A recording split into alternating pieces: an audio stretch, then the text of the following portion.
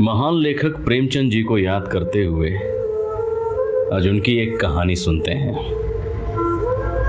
कहानी का शीर्षक है सुहाग की साड़ी। यह कहना भूल है कि दाम्पत्य सुख के लिए स्त्री पुरुष के स्वभाव में मेल होना चाहिए। श्रीमती गौरा और श्रीमान कुंवर रतन सिंह में कोई बात न मिलती थी। गौरा उदार थी, रतन सिंह कौड़ी कौड़ी को दांतों से पकड़ते थे। वह हंसमुख थी, रतन सिंह चिंताशील थे। वह कुल मर्यादा पर जान देती थी, रतन सिंह इसे आडंबर समझते थे। उनके सामाजिक व्यवहार और विचार में भी घोर अंतर था। यहाँ उदारता की बाजी रतन सिंह के हाथ में थी। गौरा को सहभोज से आपत्ति थी, विधवा विवाह से घृणा और अछूतों के प्रश्न से विरोध। रतन सिंह इन सभी व्यवस्थाओं के अनुमोदक थे। राजनीतिक विषयों में यह भिन्नता और भी जटिल थी। गौरा वर्तमान स्थिति को अटल, अमर, अपरिहार्य समझती थी। इसलिए वह नरम गरम कांग्रेस, स्वराज, होम रूल सभी से विरक्त थी। कहती, ये मुट्ठी भर पढ़े लिखे आदमी क्या बना लेंगे, चने नहीं भाड़ फोड़ सकते हैं।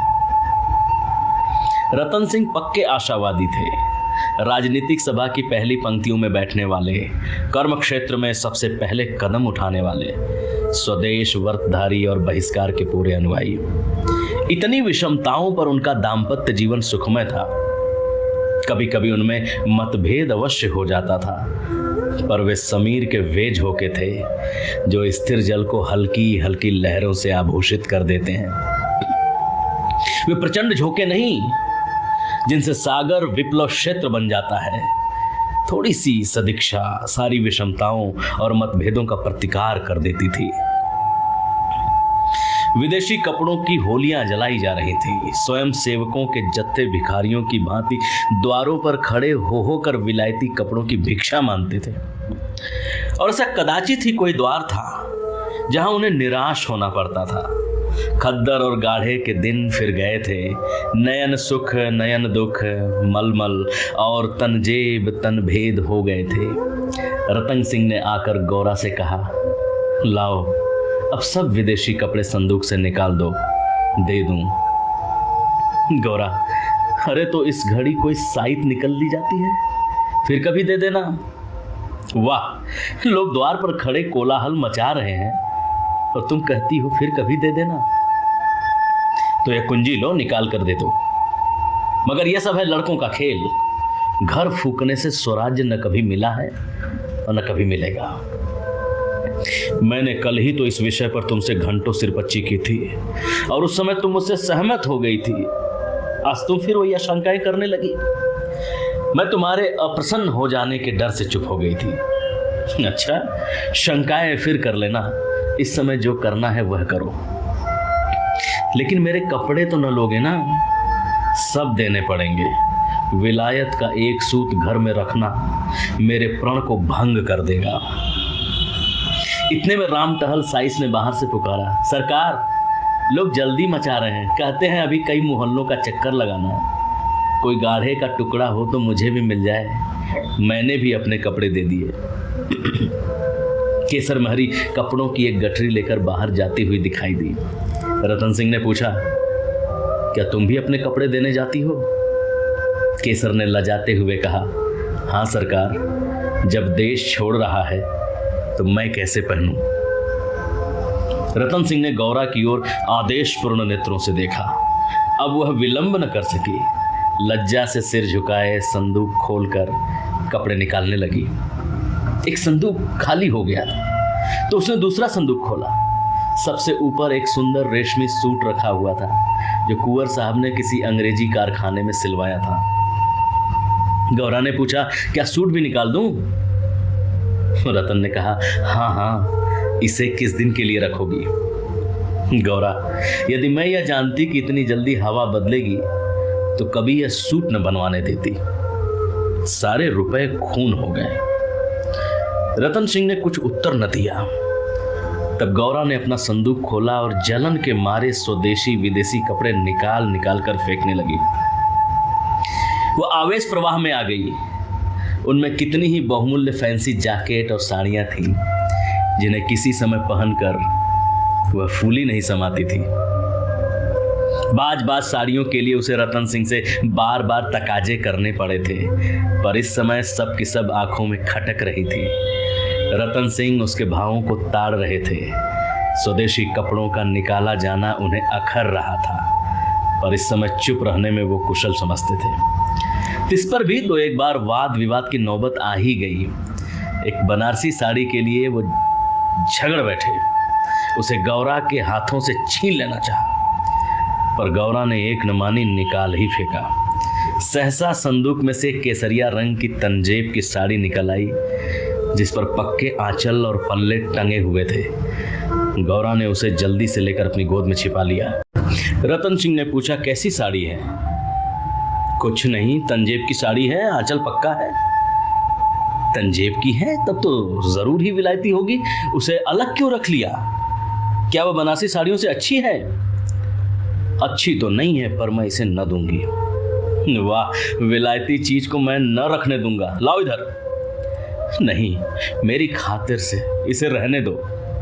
तुमने मेरी खातिर से एक भी चीज न रखी, मैं क्यों तुम्हारी खातिर करूं? पैरों पड़ती हूं, जिद ना करो। स्वदेशी साड़ियों में से जो चाहो रख लो, लेकिन इस विलायती चीज को मैं न रखने दूंगा। इसी कपड़े की बदौलत हम गुलाम बने। ये गुलामी का दाग मैं अब नहीं रख सकता। लो इधर। मैं इसे न दूंगी। एक बार नहीं, 1000 बार कहती हूं कि न दूंगी। मैं इसे लेकर छोड़ूंगा। इस गुलामी के पटके को, इस दासत्व के बंधन को किसी तरह न रखूंगा। नाहक जिद करते हो। आखिर तुमको इससे क्यों इतना प्रेम है? तुम तो बाल की खाल निकालने लगते हो। इतने कपड़े थोड़े हैं। एक साड़ी रख ली तो क्या? तुमने अभी तक इन होलियों का आशय ही नहीं समझा। खूब समझती हूं, सब ढोंग है। 4 दिन में जोश ठंडा पड़ जाएगा। तुम केवल इतना बता दो कि यह साड़ी तुम्हें क्यों इतनी प्यारी है, मैं शायद मान जाऊं। और फिर गौरा ने कहा, यह मेरे सुहाग की साड़ी है। रतन जरा देर सोचकर, तब तो मैं इसे कभी न रखूंगा। मैं विदेशी वस्त्र को यह शुभ स्थान दे ही नहीं सकता। इस पवित्र संस्कार का यह अपवित्र स्मृति चिन्ह घर में नहीं रख सकता। मैं इसे सबसे पहले होली को भेंट करूंगा। लोग कितने हतबुद्धि हो गए थे कि ऐसे शुभ कार्यों में भी विदेशी वस्तुओं का व्यवहार करने में संकोच न करते थे। मैं इसे अवश्य होली में दूंगा। कैसा सगुन मुंह से निकालते हो? ऐसी सुहाग की साड़ी को घर में रखना ही असगुन, अमंगल, अनिष्ट और अनर्थ है। यो चाहे जबरदस्ती छीन ले जाओ, पर खुशी से न दूंगी। तो फिर मैं जबरदस्ती ही करूंगा, मजबूरी है। ये कहकर वो लपके कि गौरा के हाथ से साड़ी छीन लो। गौरा ने उसे मजबूती से पकड़ लिया और रतन की ओर कातर नेत्रों से देखकर कहा, तुम्हें मेरे सिर की कसम। केसर महरी बोली, बहू जी की इच्छा है तो रहने दीजिए। रतन सिंह के बढ़े हुए हाथ रुक गए, मुख मलिन हो गया। उदास होकर बोले, मुझे अपना व्रत तोड़ना पड़ेगा। प्रतिज्ञा पत्र पर झूठे हस्ताक्षर करने पड़ेंगे। खैर, यही सही। शाम हो गई। द्वार पर स्वयं सेवकगण शोर मचा रहे थे। कुंवर साहब जल्दी आइए, श्रीमती जी से भी कह दीजिए हमारी प्रार्थना स्वीकार करें, बहुत देर हो रही है। उधर रतन सिंह असमंजस में पड़े हुए थे कि प्रतिज्ञा पत्र पर कैसे हस्ताक्षर करूं। विदेशी वस्त्र घर में रखकर स्वदेशी व्रत का पालन क्यों कर होगा। आगे कदम बढ़ा चुका हूं, पीछे नहीं हट सकता। लेकिन प्रतिज्ञा का अक्षरशः पालन करना अभीष्ट भी तो नहीं, केवल उसके आशय पर लक्ष्य रखना चाहिए। इस विचार से मुझे प्रतिज्ञा पत्र पर हस्ताक्षर करने का पूरा अधिकार है। त्रिया हट के सामने किसी की भी नहीं चल सकती। यूं चाहूं तो एक ताने में काम निकल सकता है, पर उसे बहुत दुख होगा। बड़ी भावुक है, उसके भावों का आदर करना मेरा कर्तव्य है। गौरा भी चिंता में डूबी हुई थी। सुहाग की साड़ी का चिन्ह है, उसे आग, कितने अपशगुन की बात है। ये कभी कभी बालकों की भांति जिद करने लगते हैं, अपनी धुन में किसी की सुनते नहीं। बिगड़ते हैं तो मानो मुंह ही नहीं सीधा होता। लेकिन वे बेचारे भी तो अपने सिद्धांतों से मजबूर हैं। झूठ से उन्हें घृणा है। प्रतिज्ञा पत्र पर झूठी स्वीकृति लिखनी पड़ेगी। उनकी आत्मा को बड़ा दुख होगा। घोर धर्म संकट में पड़े होंगे। यह भी तो नहीं हो सकता है कि सारे शहर में स्वदेशानुरागियों के सिरमौर बनकर उस प्रतिज्ञा पत्र पर हस्ताक्षर करने से आनाकानी करें। कहीं मुंह दिखाने को जगह न रहेगी। लोग समझेंगे बना हुआ है, पर शगुन की चीज कैसे दूं। इतने में उसने राम टहल साइस को सिर पर कपड़ों का गट्ठर लिए बाहर जाते देखा। केसर महरी भी एक गट्ठर सिर पर रखे हुए थी। पीछे पीछे रतन सिंह हाथ में प्रतिज्ञा पत्र लिए जा रहे थे। उनके चेहरे पर ग्लानि की झलक थी, जैसे कोई सच्चा आदमी झूठी गवाही देने जा रहा हो।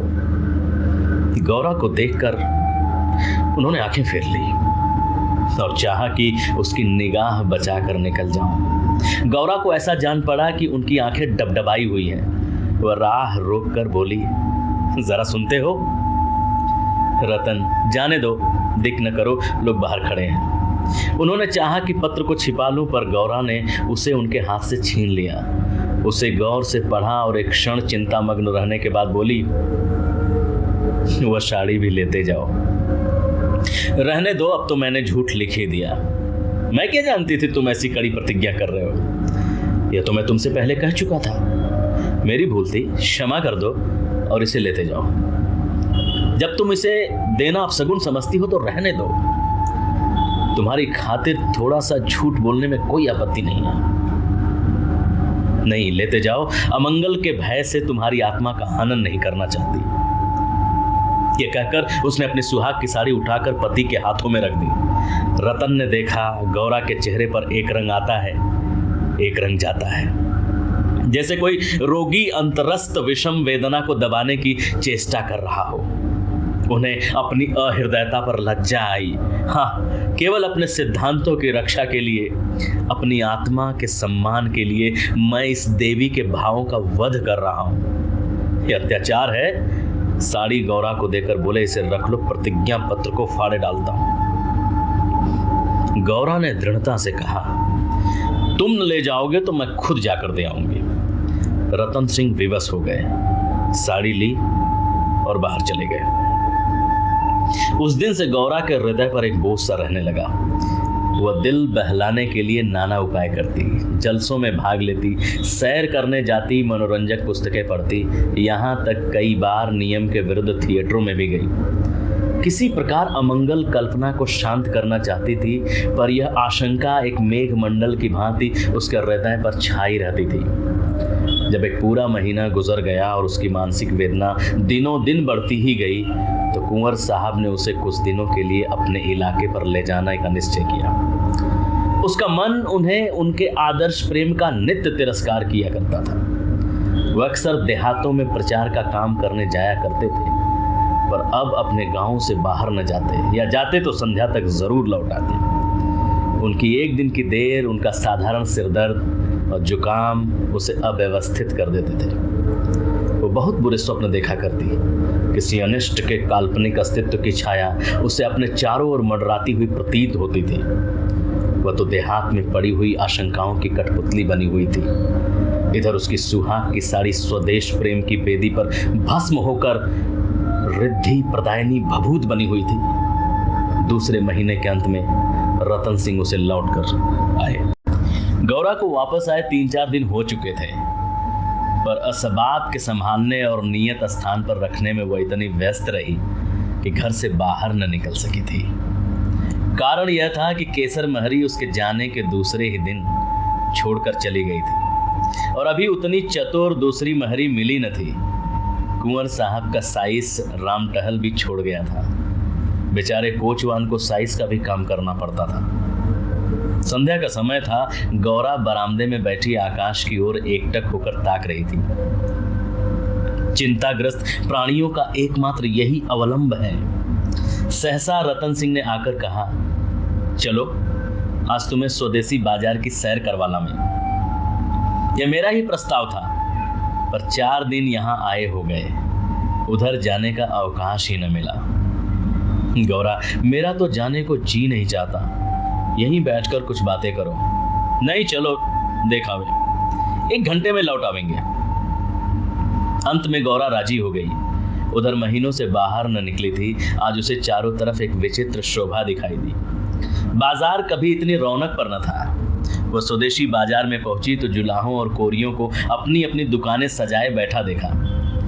सहसा एक वृद्ध कोरी ने आकर रतन सिंह को सलाम किया। रतन सिंह चौंक कर बोले, राम टहल, तुम अब कहाँ हो? राम टहल का चेहरा श्री संपन्न था। उसके अंग अंग से आत्मसम्मान की आभा झलक रही थी। आंखों में गौरव ज्योति थी। रतन सिंह को कभी अनुमान न हुआ था कि अस्तबल साफ करने वाला बुढ़ा राम टहल इतना सौम्य, इतना भद्र पुरुष है। वह बोला, सरकार, अब तो अपना कारोबार चलाता हूं। जब से आपकी गुलामी छोड़ी है तब से अपने काम में लग गया। आप लोगों की निगाह हम गरीबों पर हो गई, हमारा भी गुजर हो रहा है। नहीं तो आप जानते ही हैं कि किस हालत में पड़ा हुआ था। जात का कोरी हूं पर पापी पेट के लिए चमार बन गया था। रतन ने बोला, तो भाई अब मुंह मीठा कराओ। यह बाजार लगाने की मेरी ही सलाह थी, बिक्री तो अच्छी होती है। राम टहल, हाँ सरकार, आजकल खूब बिक्री हो रही है, माल हाथों हाथ उड़ जाता है। यहाँ बैठते हुए 1 महीना हो गया है, पर आपकी कृपा से लोगों के 4 पैसे थे वे बेबाक हो गए। भगवान की दया से रूखा सूखा भोजन भी दोनों समय मिल जाता है, और क्या चाहिए। मालकिन की सुहाग की साड़ी का होली में आना कहिए और बाजार का चमकना कहिए। लोगों ने कहा, जब इतने बड़े आदमी होकर ऐसे शकुन की चीज की परवाह नहीं करते तो फिर हम विदेशी कपड़े क्यों रखें। जिस दिन होली जली है उसके 2-3 दिन पहले ही सरकार इलाके पर चले गए थे। उसके पहले भी सरकार कई दिनों तक घर से बहुत कम निकलते थे। मैं तो यही कहूंगा कि यह सारी माया उसी सुहाग की साड़ी की है। इतने में एक अधेड़ स्त्री गौरा के सामने आकर बोली, बहू जी, मुझे भूल तो नहीं गई? गौरा ने सिर उठाया तो सामने केसर महरी खड़ी थी। वो सुंदर साड़ी पहने हुई थी, हाथ पांव में मामूली गहने भी थे, चेहरा खिला हुआ था। स्वाधीन जीवन का गौरव एक एक भाव से प्रस्फुटित हो रहा था। गौरा ने कहा, इतनी जल्दी भूल जाऊंगी? अब कहाँ हो? हमें लौटने भी न दिया, बीच में ही उड़ भागी। केसर बोली, क्या करूं सरकार, अपना काम चलते देखकर सब्र न हो सका। जब तक रोजगार न चलता था तब तक लाचारी थी। पेट के सिवा सेवा टहल, करम कुकरम सब करना पड़ता था। अब आप लोगों की दया से हमारे भी दिन लौट आए। अब दूसरा काम नहीं किया जाता। अगर बाजार का यही रंग रहा तो अपनी कमाई खोए न चुकेगी। यह सब आपकी साड़ी की महिमा है। उसकी बदौलत हम गरीबों के कितने ही घर बस गए। 1 महीना पहले इन दुकान वालों में से किसी को रोटियों का ठिकाना न था।